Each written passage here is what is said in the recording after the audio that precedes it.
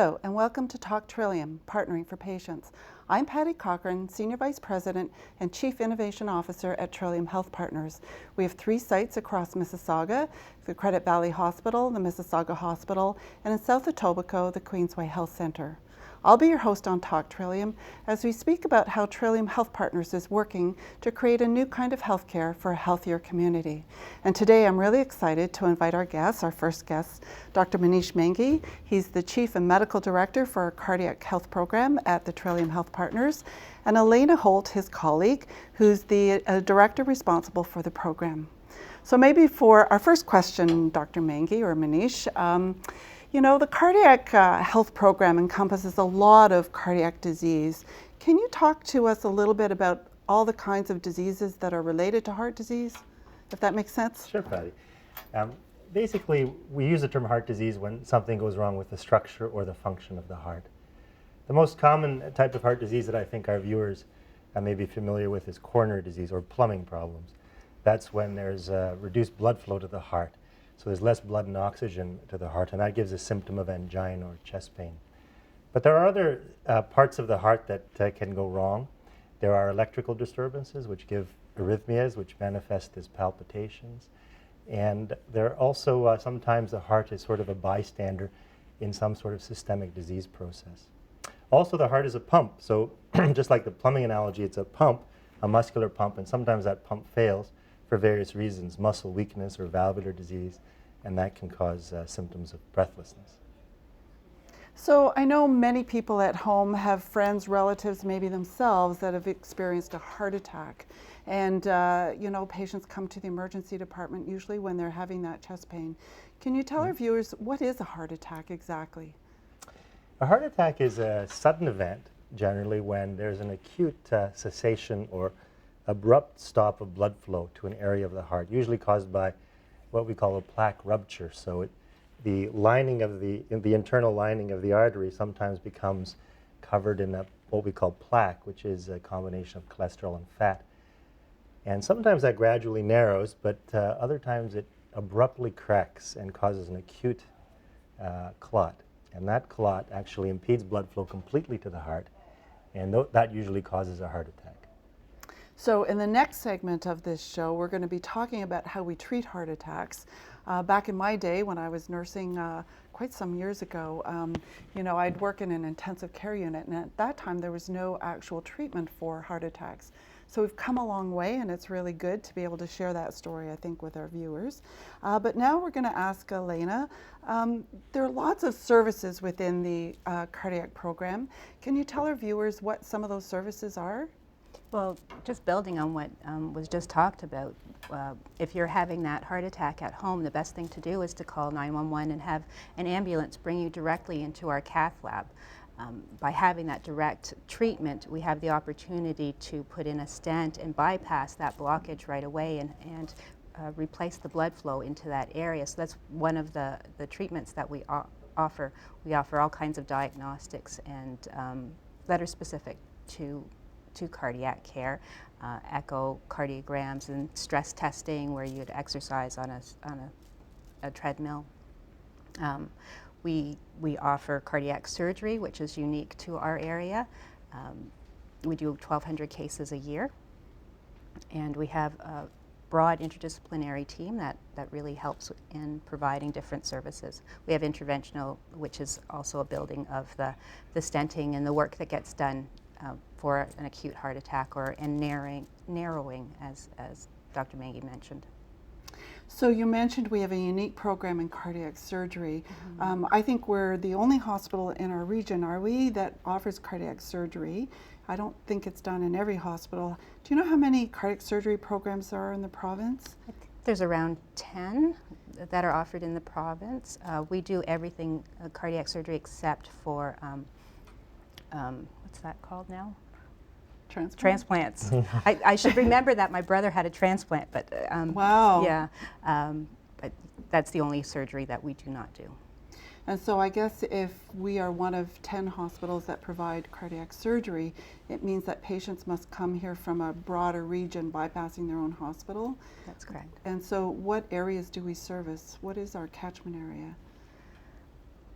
We certainly help the Brampton area and beyond. Oakville. Milton, and parts of Etobicoke as well. Great. And all of Mississauga. Of course. Now, what's the impact of chronic disease on your services and programs? Do you have programs that attend to patients that have chronic disease and rehab needs? Yes, we do. You know, the impact of chronic disease has been growing generally. As we get better looking after patients that have heart attacks and acute problems, we have an aging population, so we have more requirement for resources to help people manage with chronic disease. In cardiology, one of the most important chronic diseases that we look after is congestive heart failure. So that's when the heart doesn't work well as a pump. And it can be caused, it's sort of the final common destination for patients with significant cardiac disease. So we have a clinic set up that helps people deal on a day-to-day basis and also self-manage or co-manage with our healthcare team the symptoms of heart failure. And we also see other chronic diseases that are very interrelated with cardiac disease. One of the common ones is chronic kidney disease, but also chronic lung disease. And all of these diseases are somewhat overlapping. And so we have a very broad-based approach when we look after these patients that have multiple comorbidities. And we work very well with the other healthcare providers in these areas. Now, I imagine after surgery or after heart attack, you have some need to recover or need rehab. Do you have rehab services, and where would they be? So we do have rehab services. They're offered throughout Trillium Health Partners, and patients have currently 12 to 16 weeks of support services where they start to ambulate and increase their activity and grow comfortable with becoming more active again. Now, the whole world of diagnostics is somewhat confusing. I get confused around different diagnostics. You mentioned stress test, and what are some of the other diagnostic tests that you do to evaluate how healthy the heart is? Sure, I can take that one, Patty. So stress testing is the common one where we put people on a treadmill and we have them exercise and we hook them up to fancy machines that help us to determine what's happening to their heart rhythm and to the blood flow in their heart. The other common test is called a cardiac echocardiogram, which is an ultrasound like a woman might receive when she's expecting a baby. Yeah. It's the same technology, except instead of looking at the uterus, we're looking at the heart. And we can actually see the structure and function of the heart. We can see the heart beating, we can see the valves opening and closing. It gives us lots of information. And of course, there's the other testing that some of the tests patients take home, like a home monitor that they might wear for a day or two. And then we analyze what we find on the monitor. So usually the healthcare providers would look at all of the diagnostic testing that's appropriate for that individual, and that would help them to come to some sort of conclusion about the significance of the disease, if there is any. And then if there's still a concern, we move on to what we call invasive diagnostic testing. And that's the coronary angiography, where a catheter is actually placed inside the patient through the arm or leg, and we can image inside the heart and look at the arteries and perform some of the interventions that we spoke of. Yeah, it's too bad we didn't have that video clip, because it's amazing what a little catheter can do. We can actually see the inside of the coronary arteries and how well those are functioning today. It's quite miraculous. Now, there are many different members of the team that you are required to provide the services. Can you just mention some of the important members of the healthcare team? Well, of course, we have a variety of different cardiac specialists. We have interventionalists, cardiac surgeons, cardiologists that support the medical treatment of cardiac patients. We have nurse practitioners, and I'm very proud of our nurse practitioner program that support our ambulatory services and are often meeting patients at the door in the emergency department through our direct accelerated response team and through our heart function clinic that was mentioned. We have nurse practitioners in those areas that really support the patients, and community are really involved in the patient's care. Of course, we have nurses, allied teams, occupational therapists, physiotherapists that help people ambulate post-operatively, and just getting, after breathlessness, having some challenges with walking and getting mobile again. So it takes a very large, comprehensive, team. Diverse team in order to really make people well. But speaking about being well, what are some of the biggest risk factors for cardiac disease? And can you speak a little bit about that? Sure. I think the top two would be smoking and diabetes. Both of those risk factors, by the way, are modifiable, especially the smoking, of course. And we do have a program that helps patients reduce and stop smoking. And I always tell people in the office that are smokers that have heart disease, I tell them that if you stop smoking, that there's nothing else that we do in medicine in terms of chronic management of heart disease that has as big an impact as smoking cessation. Diabetes is also partly modifiable. I mean, there is certainly a genetic predisposition, but with maintaining ideal weight, good diet, and regular exercise, we can reverse sometimes diabetes, or at least delay its onset, or delay its severity, reduce its severity. Now, I've understood that abdominal girth, it means something now where it wasn't as meaningful before. Can you speak about that? Is that related to weight? And yeah, you know, the obesity question is complex. I think the general consensus, I could safely say it's better to not be obese than obese in terms of cardiovascular risk. Abdominal obesity is a subset of different types of obesity. That's when obesity is more in the gut area. It's more common in men than women. And it does appear that that type of obesity, that type of fat distribution, seems to increase risk more so than others.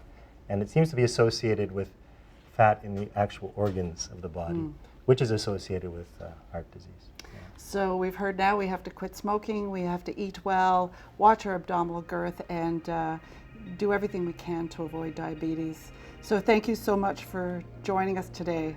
Thanks, Thank Patty. So now we keep talking.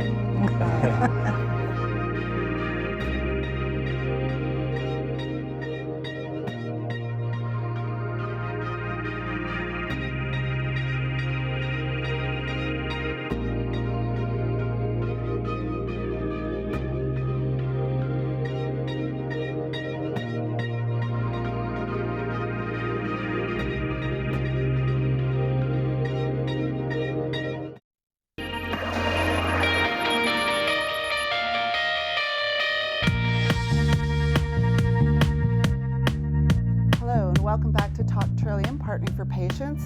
I'm really pleased this is part of the Cardiac Health Program, and with me right now is Dr. Randy Watson. He's a cardiologist, interventionalist. We'll find out more about that in a minute. Kathy Walsh is a nurse practitioner with Cardiac Surgery Program. I'm really pleased to welcome David.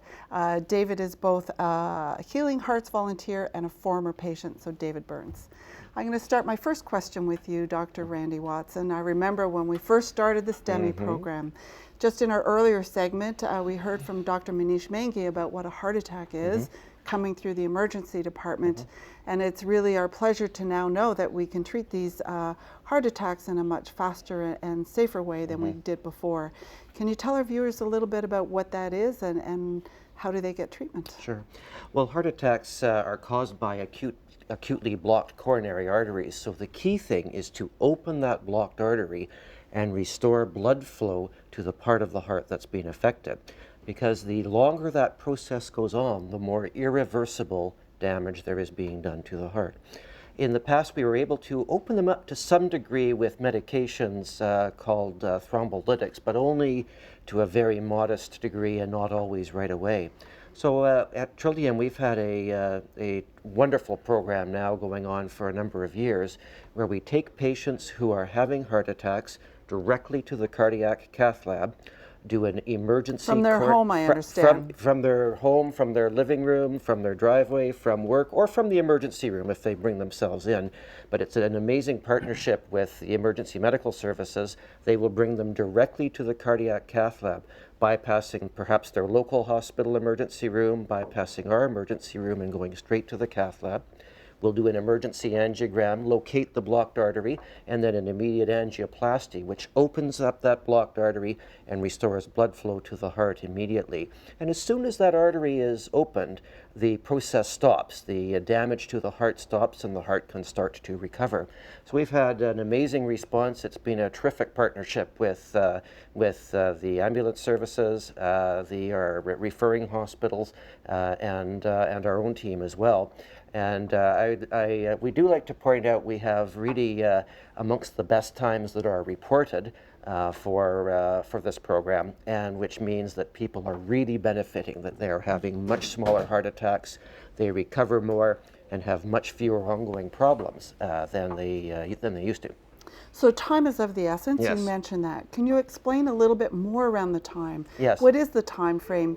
And it must mean then, because heart attacks don't happen Monday to Friday Yes. during the day, Yep. that the services are 24/7. That's right. That's exactly right. It's a 24/7 program. The cath lab team, even if it's outside of our normal cath lab hours, there's always a cath lab team, including an interventional cardiologist, 2 cath lab nurses, and 1 CCU nurse who will come in immediately for the procedure. So from the time that the paramedics bring the person who's suffering a heart attack into our cath lab, we can almost always have the artery open within about 20 minutes. And so if the patient is picked up, say, 20 minutes away by the paramedics, that's the transport time, so the artery will be opened within about 40 minutes, which is an amazing development. And bypassing the local emergency rooms, the local hospitals, our emergency room really cuts time off of that process. It really enables us to deliver this very specific treatment as quickly as possible. So patients who have this service, their heart condition must be better than it would have been Yes. if they hadn't. Yes. So time is muscle, so to speak. Well, that's right. And so, for example, I think Manish was just talking about heart failure has a major chronic problem. Well, the chance of developing heart failure due to a weakened heart after a heart attack is much less when we are able to do emergency angioplasty than with the treatments that we had in the past, because heart failure is reflective of damage to the heart, and there's much less heart damage from heart attacks when we're able to provide emergency angioplasty. How great. That's great. Now over to Kathy. Kathy Walsh, you're a nurse practitioner in the cardiac surgery program. Yes. So I'm sure if some patients, not all patients, can have an interventional procedure and do need cardiac surgery. Yes. Tell us about cardiac surgery and your role. As a nurse practitioner in cardiac surgery, I will look after patients who have already had heart surgery and have recovered well enough to leave an intensive care unit and come to the ward. I will assess them every day to see how they're recovering and how they're progressing from day to day. And by assess, I mean I listen to their heartbeat, listen to their lungs, check for swelling, look at their blood tests, and order any tests that may be necessary to ensure that they are progressing well and every day getting a little bit better. If, for example, they have, Dr. Maingi mentioned diabetes, I'll make sure that their diabetic medications have been reordered, and if necessary, coordinate with the diabetic specialists to make sure that their blood sugars are well managed in hospital. We will refer, as nurse practitioners, we can refer to the diabetic specialist or kidney specialist if necessary. The surgeons are generally in the operating room, so if patients are having any need for medication adjustment or tests, I can do that before the surgeon is out of the operating room, so their recovery can progress in a timely way so they can get home to their families and get on with their lives. And I understand from Elena earlier, she said there are 1,200 procedures. What kind of cardiac surgeries are done at Trillium Health Partners? We have a wide variety of cardiac surgeries. For the most patients, they have to have bypass surgery because they have blockages. We also perform valve replacement surgeries. We have some patients who require interventions to their aorta, which is the major blood vessel from their heart, so they may need to have their aorta replaced. Sometimes we have patients who have unusual conditions, so we remove the lining of the heart if necessary, or sometimes there are tumors within the heart that need to be removed. But by and large, it's bypass surgery or valve surgery. Thank you. Now I understand, Kathy, you and Dave go back some time. We do. Dave, you first were introduced to Trillium Health Partners as a cardiac patient. I was. Yeah, can you tell us a little bit about that? Well, I guess you could characterize my experience with Trillium as an affair of the heart, but or a cardiac care affair. But it started back in 2001. I arrived on the door of emergency by ambulance, experiencing a very exciting heart attack. Resulted in my heart stopping. I had multiple cardiac arrests in the first few hours I was there. And so I got through that thanks to the ER staff, and I was put into a medically induced coma for a little less than a week. And once I was stabilized, I had an angioplasty done, and I had one stent put in the worst area of my blockage at that time, and I was discharged and sent home to recover. And I had about 3 years later, I started to experience chest discomfort again, and I came back in for an exploratory angiogram that was performed by none other than Dr. Watson. He probably doesn't remember, but he took a good look, and he recommended cardiac surgery. So in 2004, I had a quintuple bypass done by Dr. Batnagar. What does quintuple mean, just Means for our viewers? 5 bypass grafts. They were bypassing 5 areas of blockage in my heart. Wow, that's quite extensive heart disease. It is, and I got my money's worth, I always like to Yes, say. you did. And Dr. Batnagar is one of our excellent cardiac surgeons at Trillium, and they do a lot of these surgeries every year, and I was fortunate to get him, and he did a good job. As far as I can tell, it's 11 years later now, and I'm still remarkable. Still cooking well. And you know, for me, it's been a good 11 years. I've enjoyed a normal lifestyle and good quality of life. I've had the opportunity to do things that I may never have had the chance to do. Things like seeing my children graduate, and I walked my daughter down the aisle. That's wonderful. That's wonderful. And I got 15 years with my gem of a wife, and I actually got to experience being a grandfather, which is something that my father never did. He was unfortunate enough to have passed away at 52 from his second heart attack and in the 70s, and he never got to meet any of his grandchildren. So I've had 3 times over on that, so you know, it's pretty good.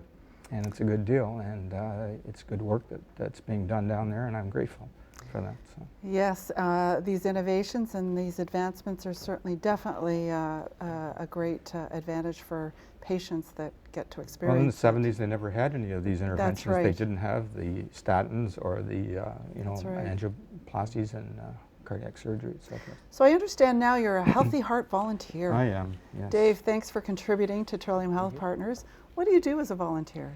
Well, we have had a team at Trillium Mississauga Hospital since 2001 called the Healing Hearts Volunteers, and they are a team of volunteers who've all had personal experience as a cardiac surgery patient, either getting bypass surgery or valve surgery themselves, so they're kind of like graduates, I guess you'd say, of the process. And our current team size is about 11 volunteers, and we have someone on every morning and afternoon through the week. And what we do is offer comfort and reassurance to patients and their families from the perspective of someone who's been there and done it. We try to answer questions that they've got, provide some empathy and understanding, and talk about lifestyle choices and things like that. We currently do that through 5 areas of activity.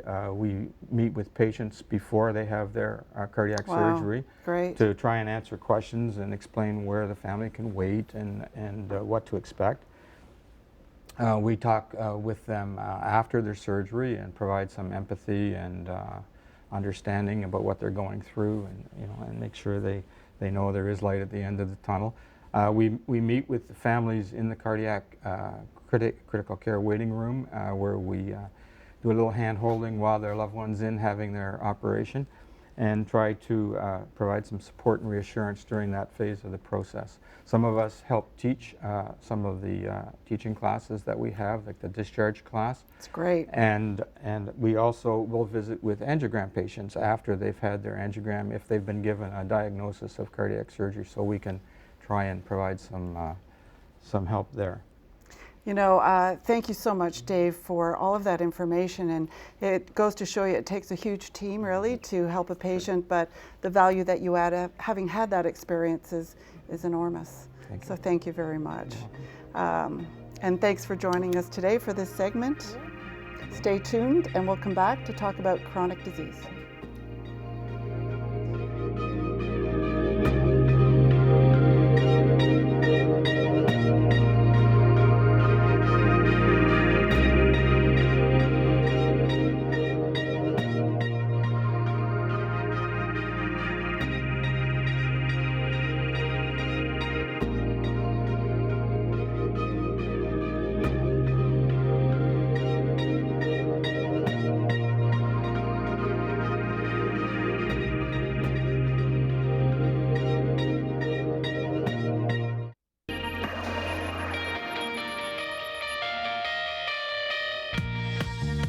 Welcome back to Talk Trillium. This segment is about heart failure. Joining me right now is Sheila Riza. She is a nurse practitioner in our heart failure program. Dr. Jano Nickel, he's a cardiologist specializing in heart failure. And we're really pleased to welcome Leila Rahafraus, who's a former patient at Trillium Health Partners. So I'm going to start off with you, Dr. Nickel. Tell us a little bit, what is heart failure and what makes it such a chronic disease?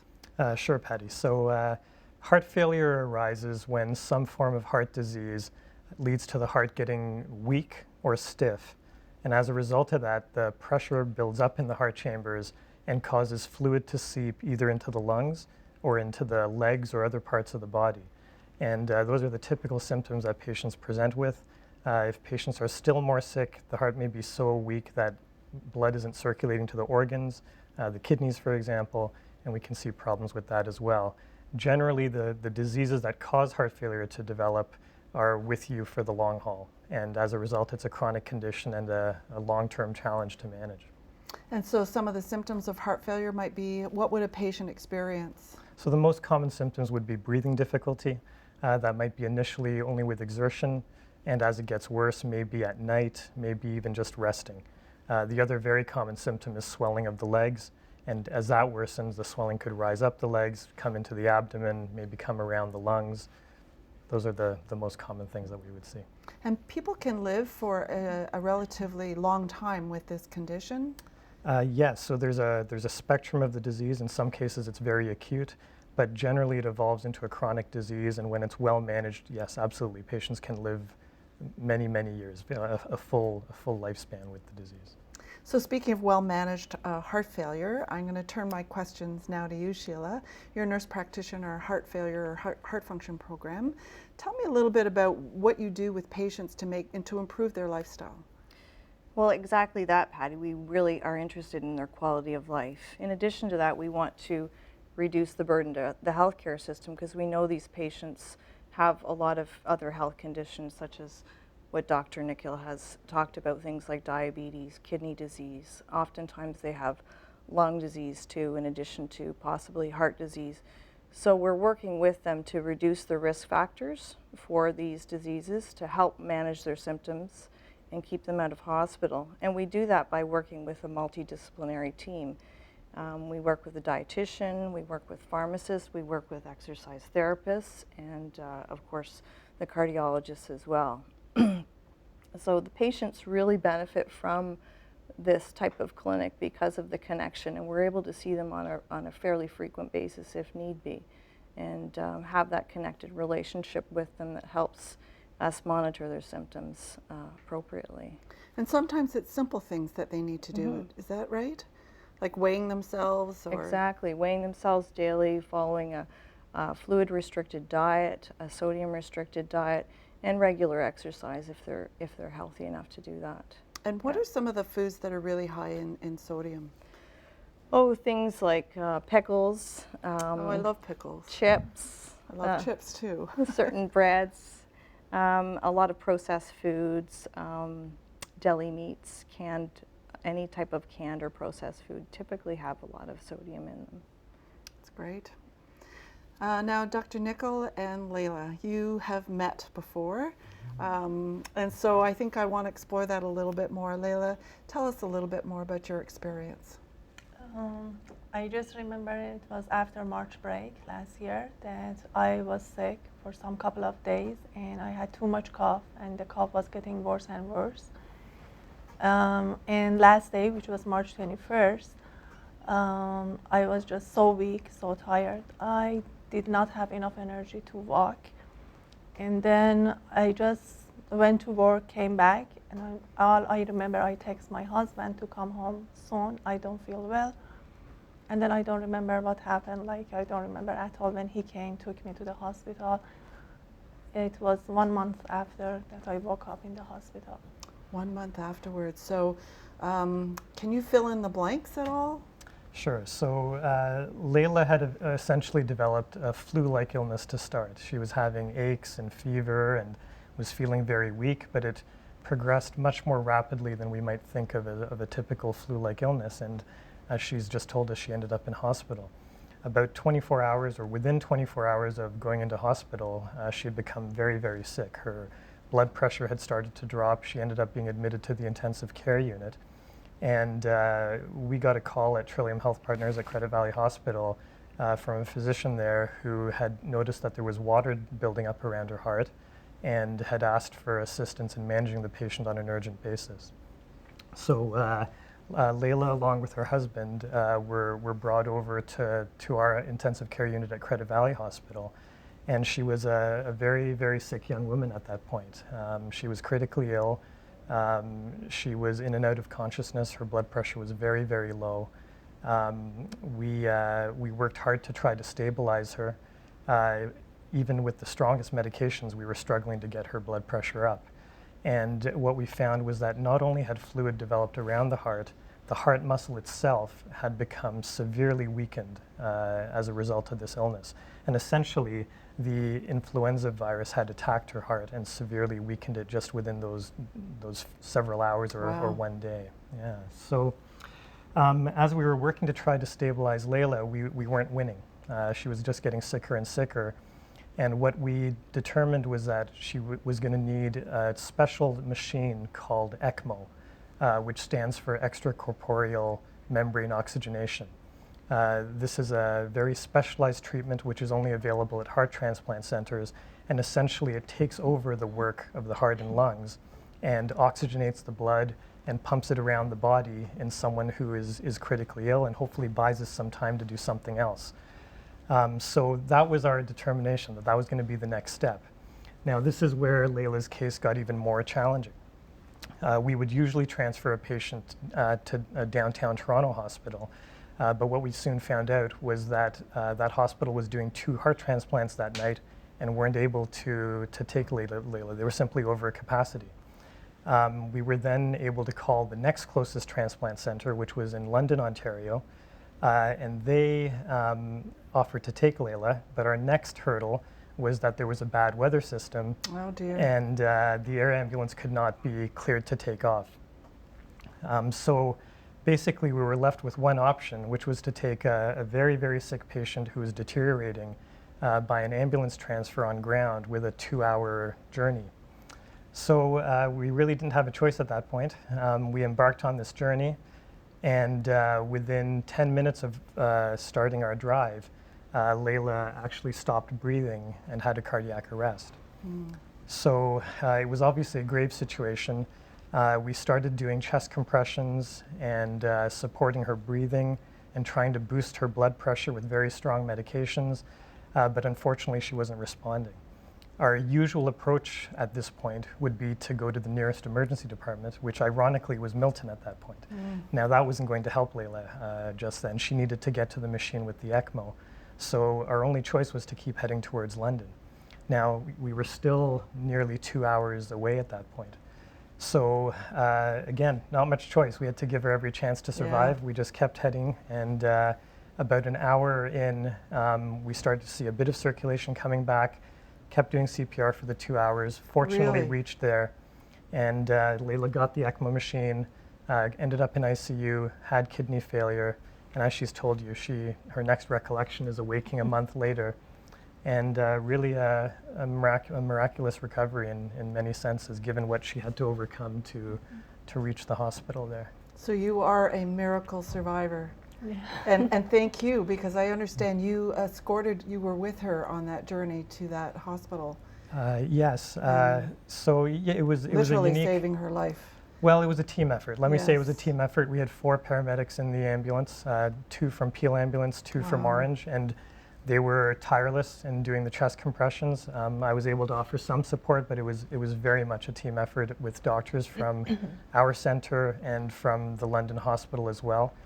But it's a testament to what good CPR can do and how it can support the brain and keep the oxygen going to the brain. Great. So Leila, you woke up a month later. Yeah. And what do you recall? How hard was it to recover from this? It was very hard. I had a tough and long road ahead of me. So as Dr. Nikhil said, I had kidney failure, so I had dialysis for 2 months. And I know something was wrong with my liver, so all those things made the recovery longer. And then I think I was like a newborn baby. I had to learn how to sit, how to walk, how to eat. And it was very tough, but You're doing amazingly well today. yeah, I'm happy. And I learned a good lesson. Yeah, that's right. Yeah. So are you back to working at all? I'm back to work now, yes. That's really a miracle story. Yeah. And I'm sure, Sheila, in your work that you do as a nurse practitioner in the heart failure program, you must see other patients similar to Leila who've survived a cardiac problem.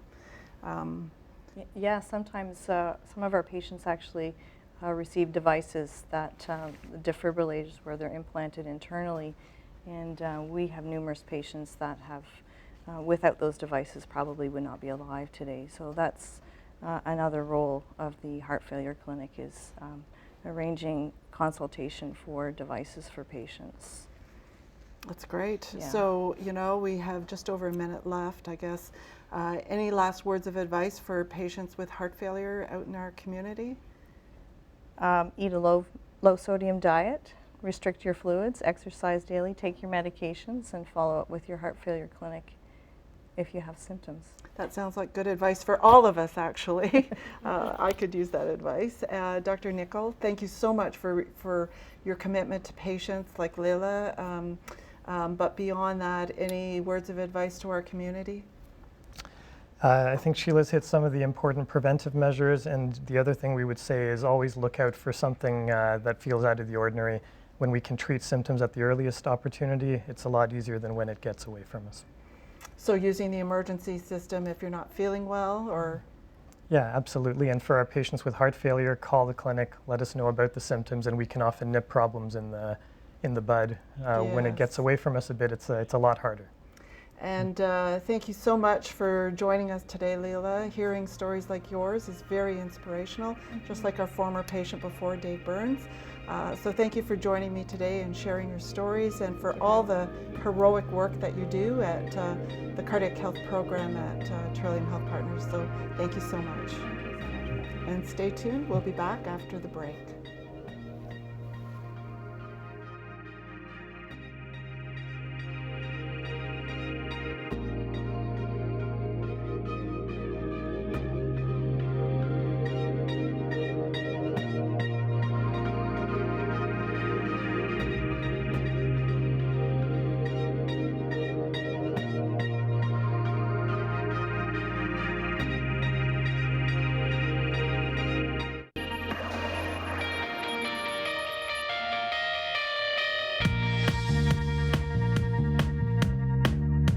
Welcome back to Talk Trillium. This segment we're going to talk about a new program called DART.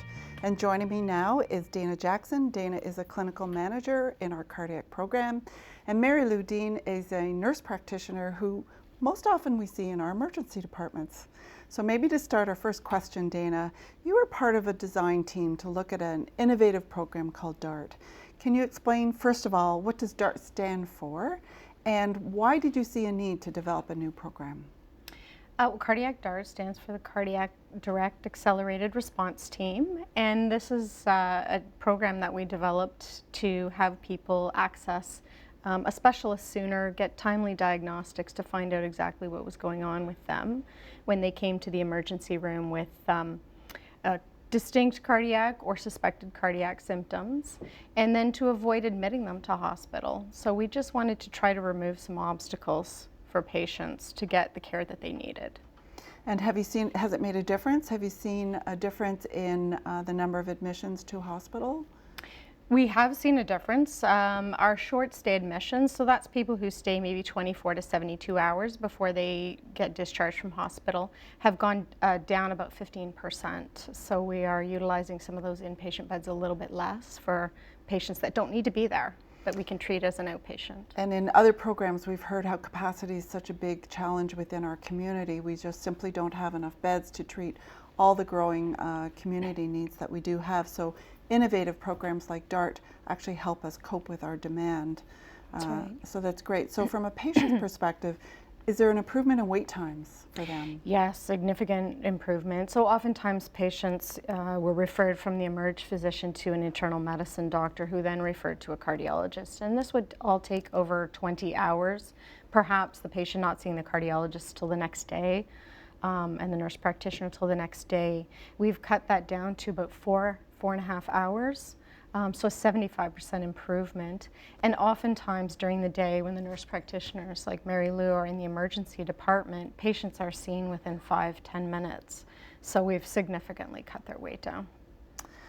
Mary Lou, this question's for you. I often see you in the emergency department. You're a nurse practitioner there for the cardiac program.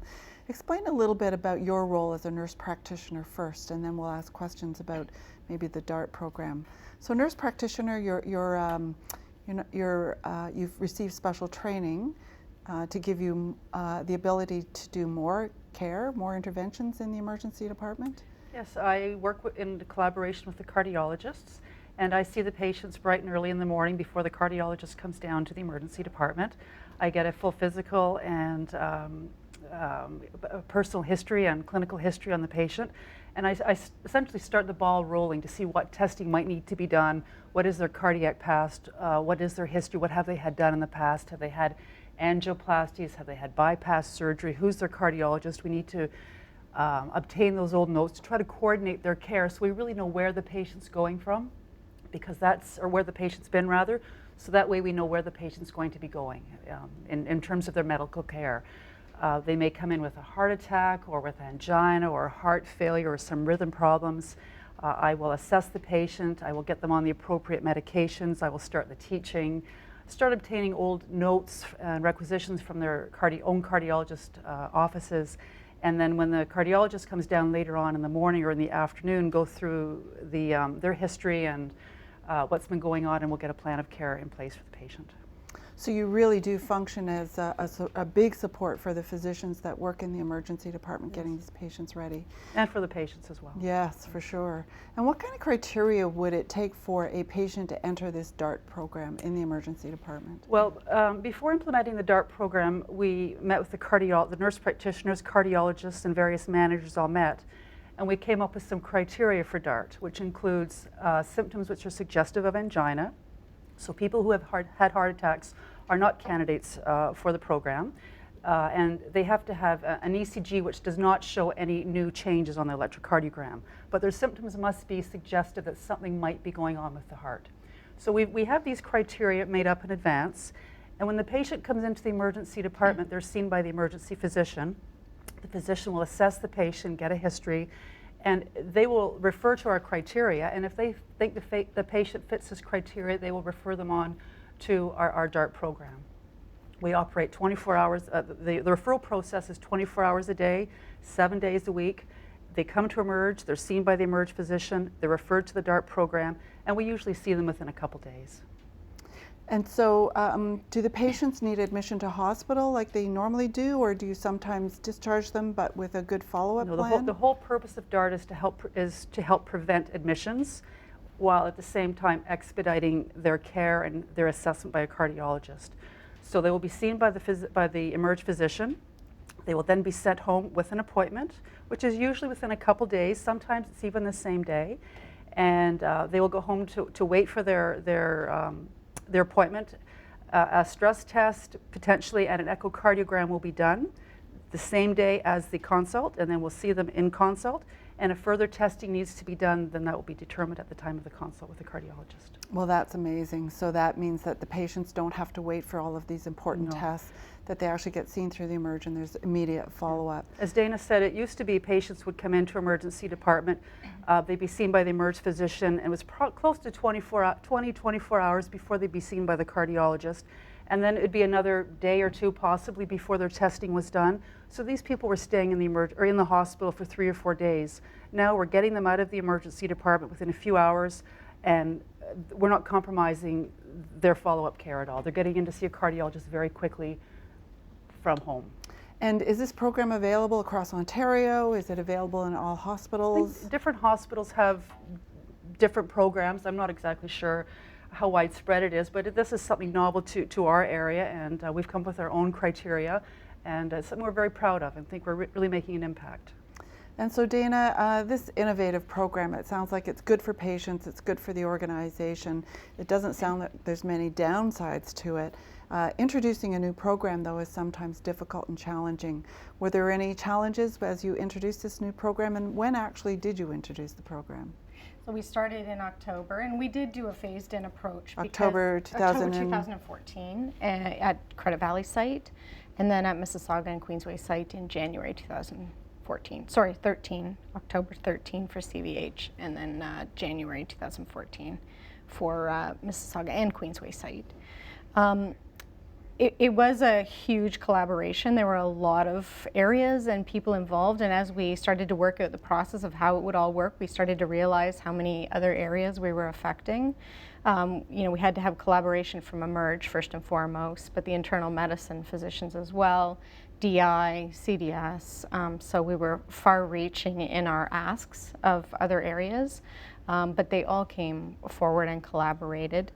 Another challenge was our own cardiologists had to revamp their entire call schedule, and actually were willing to do that, and it was a big overhaul for them and a big change for them, and we couldn't have made this program work without the cardiologists and without our cardiac NPs. For sure, they've driven it from the start. So we did do a phased-in approach, as I said, at each site, and just slowly working up. And we're still adding bits and pieces to the program and other patients with other cardiac issues that we can help in a timely manner the same way. So you're changing and iterating in response to the needs? Yes, absolutely. So yeah, our next plan is AFib referral criteria, so that's heart arrhythmia, and we're hoping to start that up in the next couple of months. Wow, great. Yeah.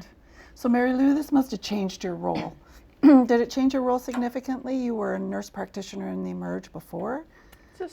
My role is the same. It's really just, the area where I'm practicing my role has changed. It's similar patients. They're people I would have probably have been seeing as an inpatient, and now I'm seeing them in the outpatient setting. So the role itself hasn't changed. It's where I implement my role has changed. And including now atrial fib, which is an irregularity in the heart, you'll be seeing these patients as well. Yeah, we've had so much success with our chest pain patients and our angina patients, and there's still lots of room to grow. We are still having a lot of people admitted for short term who potentially could be discharged home, providing there was early follow-up guaranteed with a cardiologist. So the atrial fibrillation is our next target population, and some exciting things ahead. Yeah, congratulations on that front. I'm going to switch now to rehab, and I know, Dana, you know a lot about rehab care. Talk to us a little bit about Trillium's program for rehab. So we have a cardiac rehab program that we refer 100% of our patients who've had a cardiac event. And they have, it's a combination again of people, interdisciplinary team, who deal with people after their event when they've had a chance to catch their breath at home and do a little bit of... Literally sometimes? Literally, yeah, exactly. And then we introduce more of the information, teach them how to exercise again. It's their heart, they're very nervous coming in, but you literally can see the change on their face when they're leaving the program versus when they came in. So it's a significant impact. People are hospitalized for such a short time, for such a big event in their life, and we give them information, but it's so overwhelming at the time of the event. And so we're trying to provide care once they leave the walls of the hospital. We're trying to extend that care to our patients just to make sure they're on the right road to recovery. And I do understand that rehab is a key success factor for being able to stay healthy and well beyond your cardiac incident. It So is. it's important. It has been shown to decrease readmission for especially the exercise portion, for readmissions to hospital for cardiac events. And so if I could picture the cardiac rehab program, because I've seen it, there's treadmills, you see people very active on these machines, and to look at them you couldn't tell that they just recently had a cardiac incident. No, no. Yeah, it's amazing. I walked by one of our cardiac rehab exercise specialists the other day, and his patient had come in and with his wife, and he said to his wife, "You got to meet JD, he's the man who saved my life." Oh. So it's so impactful for them. You really can tell that it is life-changing when they come through the program. Well, thank you both for your contributions to the cardiac program at Trillium Health Partners. You know, we've heard a lot today about the cardiac program, all of the different areas, but what's so exciting is some of the innovations that are happening both in the emergency department with the DART program. I think we've really learned a lot around cardiac catheterization and STEMI, working really in partnership with our EMS, our ambulance attendants, always calling 911. And so I really do appreciate all that you shared with us, and especially with our two patients who shared their personal stories. Dave Burns, who continues to be a volunteer with us, and of course Leila, who we just heard from. So thanks for joining me today. We learned more about the cardiac program. For more information, you can visit www.trilliumhealthpartners.ca, and thanks for joining. Thank you both.